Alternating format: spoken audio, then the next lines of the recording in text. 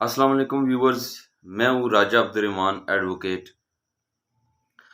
ہم vote of no confidence کے حوالے سے مختلف جو بھی اپڈیٹس ہوتی تھیں ان کو روزانہ آپ تک پہنچاتے تھے کہ کیا ہو رہا ہے اور کیا ہونے والا ہے۔ جو ہونا تھا تو وہ ہو ہی گیا۔ ووٹ آف نو کانفیڈنس، اس کی ابھی ووٹنگ نہیں ہوئی لیکن اس کی ووٹنگ ہو چکی ہے۔ ایم کے ایم کے ساتھ آنے کے بعد اس وقت سندھ ہاؤس میں اپوزیشن کے 196 لوگ شو کر دیے گئے ہیں، اور کہا یہ جا رہا ہے کہ یہ تعداد 200 سے بھی اوپر جائے گی، اور پی ٹی آئی کی تعداد کم ہوتے ہوئے 130 پلس تک رہ گئی ہے۔ پی ٹی آئی کے لوگ اس وقت سندھ ہاؤس میں جو میٹنگ ہو رہی ہے اس کے اندر موجود ہے، ایم کے ایم بھی اس کے اندر موجود ہے، تمام اپوزیشن کی جماعتیں اس وقت سندھ ہاؤس میں موجود ہیں۔ ایم کے ایم کے جو وزراء تھے انہوں نے استعفیٰ دے دیا اپنی وزارتوں سے، اور وہ اپوزیشن کے ساتھ مل گئے ہیں۔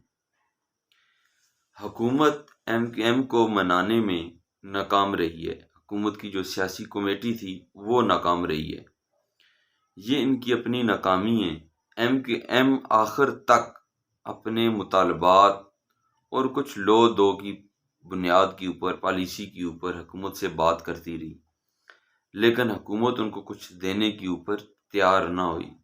اپوزیشن نے ان کو سندھ میں گورنر، وزارت اور کراچی کی ایڈمنسٹریشن سمیت اور کافی ساری باتوں کے اوپر ان کی باتیں مان کے ان کے ساتھ ایگریمنٹ کر لیے۔ وہ ایگریمنٹ سامنے بھی آ چکا ہے، تو اس وجہ سے حکومت اپوزیشن سے ہٹ گئی ہے۔ وہ عمران خان صاحب کے تمام وزراء جو کہتے تھے کچھ نہیں ہوگا، ان کے تمام وہ ڈائلاگ، وہ بھڑکیں سب عمران خان صاحب کو اور پی ٹی آئی کو لے ڈوبی ہے۔ یہ ان کے مشیران جو پرائم منسٹر صاحب کے تھے، جن کی تعداد 20 سے زیادہ مشیر ہیں، صرف ان کی بھی نائلی ہے کہ وہ اس بحران کے دوران کچھ نہیں کر سکے۔ ایون اتنا بھی نہیں کیا گیا کہ اپنے جو ایم این ایز ہیں ان کے ساتھ رابطہ رکھا جا سکے۔ عمران خان صاحب اپنے ایم این اے کے ساتھ ان کا فاصلہ تھا، اور یہ فاصلہ کرتے کرتے بڑھتا گیا، اور پھر نوبت جب ووٹ آف نو کانفیڈنس کی آئی تو وہ فاصلہ اتنا بڑھ چکا تھا کہ اس کو فاصلے کو ختم کرنے میں بہت مشکل تھی۔ تو وہ سیاسی کمیٹیوں کا کام نہیں تھا، یہ کام عمران خان صاحب کا اپنا تھا کہ وہ ایم این ایز کے ساتھ خود ملتے۔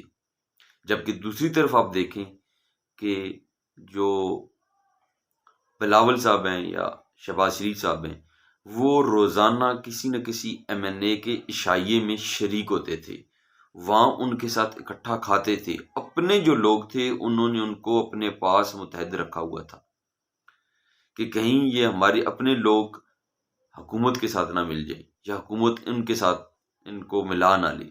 حکومت ایسا نہیں کہ کوشش نہیں کر رہی تھی، لیکن انہوں نے اپنے لوگوں کو اپنے ساتھ رکھا ہوا تھا، ان کو امیدیں دی ہوئی تھی۔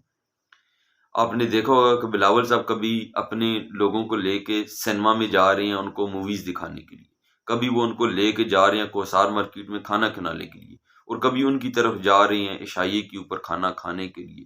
تو یہ ایک ٹرکس تھی، طریقہ کار تھا کہ اپنے لوگوں کی کے قربت میں رہنا اور ان کو اپنے قریب رکھنا، جو دوسری طرف ہمیں نظر نہیں آیا۔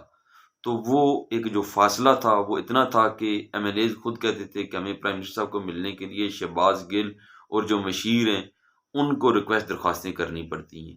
تو یہ تھے وہ وجوہات جن کے ابھی یہ کانسیکوینسز آئے ہیں کہ ان کے اپنے لوگ بھی ہٹ گئے ہیں اور اتحادی بھی ہٹ گئے ہیں۔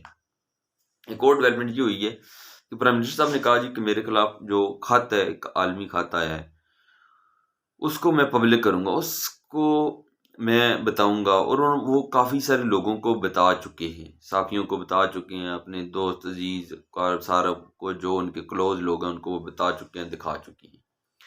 ایون وہ تو سوشل میڈیا کے اوپر بھی پھر رہا ہے۔ پیٹیشنر ایک اسلام آباد ہائی کورٹ میں چلا گیا کہ پرائم منسٹر صاحب کوئی بھی کانفیڈینٹل ڈاکومنٹ ہو اسے پبلک نہیں کر سکتے، ان کو روکا جائے۔ تو ہائی کورٹ نے وہ جو پرائم منسٹر صاحب کا اوتھ ہے اس کو مینشن کرتے ہوئے پرائم منسٹر صاحب کو چیف جسٹس اسلام آباد ہائی کورٹ جناب جسٹس اطہر من اللہ صاحب نے پرائم منسٹر صاحب کو وہ خط پبلک کرنے سے، کسی کو بتانے سے، دکھانے سے منع کر دی ہے۔ یہ آج فیصلہ ہوا ہے۔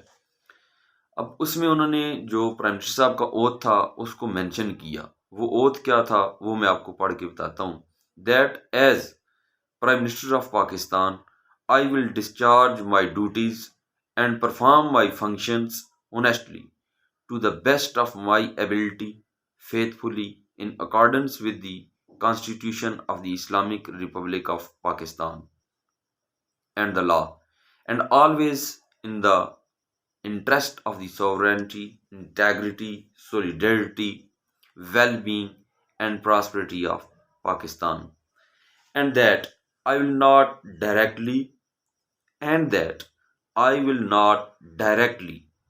and or indirectly communicate or reveal to any person any matter which shall be brought under my consideration or shall become known to me as Prime Minister۔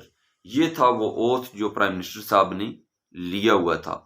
Us oath کی بنیاد کے اوپر پیٹیشنر اسلام آباد ہائی کورٹ میں گیا اور اس نے اپنی پیٹیشن میں یہ کہا confidential communication can not be made public, otherwise it would be in violation of the Official Secret Act 1923 کہ یہ آفیشیل سیکرٹ جو قانون ہے، ایکٹ ہے، اس کی یہ خلاف ورزی ہوگی کہ آفیشیل سیکرٹ کسی چیز کو ڈسکلوز نہیں کیا جا سکتا۔ As well as the prime minister oath administration under article 91(5) of the constitution, اور ساتھ یہ کہا کہ جو کانسٹیٹیوشن ہمارا اس کے آرٹیکل 91(5) کے تحت بھی پرائم منسٹر آفیشیل سیکرٹ کو پبلک لیک یہ نہیں کر سکتے۔ اور وہ پرائم منسٹر صاحب پھر کر کیا سکتے تھے؟ پرائم منسٹر صاحب کر یہ سکتے تھے کہ اس میٹر کو ایوان میں لے کر آتے اور نیشنل سیکیورٹی کونسل میں نیشنل سیکیورٹی کمیٹی ہے جو اس کے اندر یہ لے کر آتے اور اس معاملے کو بتایا جاتا اور سب کو اس کو اٹھایا جاتا کہ یہ کیسے ہو سکتا ہے کہ ایک ایٹمی قوت کنٹری کو کوئی اس طرح کا ہو سکے۔ اور اگر عالمی سازش ایسی کیا تھی کہ جو ایک ایم کے ایم کے ادھر ادھر ہونے سے وہ عالمی سازش تھی، مطلب کہ ایم کیو ایم کے پیچھے کوئی عالمی سازش تھی؟ نہیں تھا، ان کے اپنے مطالبات تھے، وہ لو دو کی اس پوزیشن میں تھے۔ اگر حکومت ان کو 2 وزارتیں ایکسٹرا دے دیتی تو اس کا مطلب ہے کہ عالمی سازش ختم ہو جاتی۔ تو عالمی سازش میں نہیں سمجھتا ہوں کہ تھی۔ اب پرائم منسٹر صاحب کے پاس اب اس سچویشن میں کچھ بچا نہیں ہے، وہ ریزائن کرتے ہیں یا ابھی بھی وہ اس امید پر ہیں کہ کوئی لوگ ہمارے ساتھ آ جائیں گے۔ تو اپوزیشن کے پاس تو تعداد 200 سے اوپر چلی جا چکی ہے۔ اب دیکھتے ہیں کہ پرائم منسٹر صاحب کیا کرتے ہیں، لیکن مجھے جو لگ رہا ہے وہ یہ لگ رہا ہے کہ پرائم منسٹر صاحب ریزائن کے بعد یا تحریک عدم اعتماد کے بعد وہ پھر آپ پبلک میں آ کر یہ کہیں گے، سولین بالادستی کی بات کریں گے، اور سولین بالادستی کی بات میں وہ معاملات کو شاید اور میاں محمد نواز شریف بننے کی کوشش کر سکتے ہیں، جس طرح کہ میاں محمد نواز شریف صاحب نے کیا تھا۔ اب دیکھتے ہیں کہ آنے والے دنوں میں یہ میاں محمد نواز شریف صاحب بنتے ہیں یا صرف ایوان کا اپوزیشن لیڈر بن کے عوامی مسائل کے اوپر بات کر کے دوبارہ الیکشن کی طرف جاتے ہیں۔ یہ اب ہمیں بعد میں پتہ چلے گا، دیکھتے ہیں کیا کرتے ہیں۔ Thank you very much.